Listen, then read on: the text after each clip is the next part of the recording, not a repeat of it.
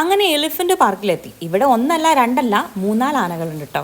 ആനപ്പുറത്ത് കയറണമെങ്കിൽ ഒരാൾക്ക് 700 രൂപ അങ്ങ് എണ്ണിക്കൊടുക്കണം. പിന്നെ ധൈര്യമില്ലാത്ത കൊണ്ടും കയറേണ്ട ആവശ്യം ഇല്ല എന്ന് തോന്നിയത് കൊണ്ടും നമ്മൾ ആ സാഹസികത്തിന് മുതിർന്നില്ല.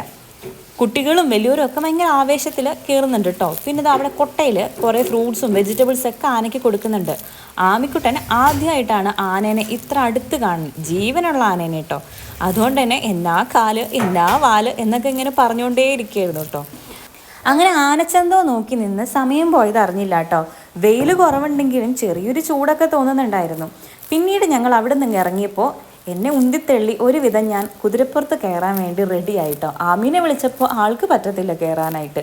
അങ്ങനെ രണ്ടും കൽപ്പിച്ച് ഞാൻ കുതിരയുടെ മുകളിൽ കയറി. ഇവിടെയും 100 രൂപയാണ് കേട്ടോ കുതിരപ്പുറത്ത് കയറാനുള്ള ചാർജ്. എന്തോ ഒരു ധൈര്യം അപ്പം കയറി. നമുക്ക് ചില കാര്യങ്ങൾ വേണ്ട വേണ്ടാന്ന് ആദ്യം തോന്നും, പിന്നെ ആ ഒരു ധൈര്യക്കുറവിൻ്റെ പുറത്തായിരിക്കും അങ്ങനെയൊക്കെ തോന്നുക. ഒരു തവണ ചെയ്ത് നോക്കിയാൽ പിന്നെ ആ ധൈര്യം തന്നെ അങ്ങ് വന്നോളും. ഇനി ഒരിക്കൽ കൂടി കയറുമോ എന്ന് ചോദിച്ചാൽ സംശയമാണ് കേട്ടോ എൻ്റെ ഉത്തരം. അങ്ങനെ കുതിര എന്നെ കയറ്റിയോട് തന്നെ കൊണ്ടുവന്ന് ഇറക്കിയിട്ടുണ്ട് കേട്ടോ.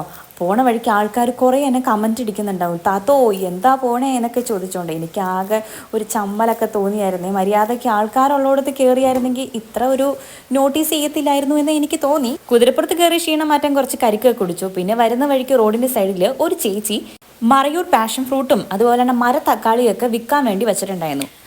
200 രൂപയാണ് പാഷൻ ഫ്രൂട്ടിന് വരുന്നത്. മരത്തക്കാളിക്കോ 5-6 എണ്ണേ ഉള്ളൂ, 100 രൂപ. കുറച്ച് കത്തിയാട്ടോ, കത്തി നല്ല ഇരുതല മൂർച്ചയുള്ള വാളാണ്. അങ്ങനെ കുറച്ച് പാഷൻ ഫ്രൂട്ടും വാങ്ങിച്ചു, വിത്തിനൊരു മരത്തക്കാളിയും വാങ്ങിച്ചു. നട്ടുപിടിപ്പിക്കാലോ.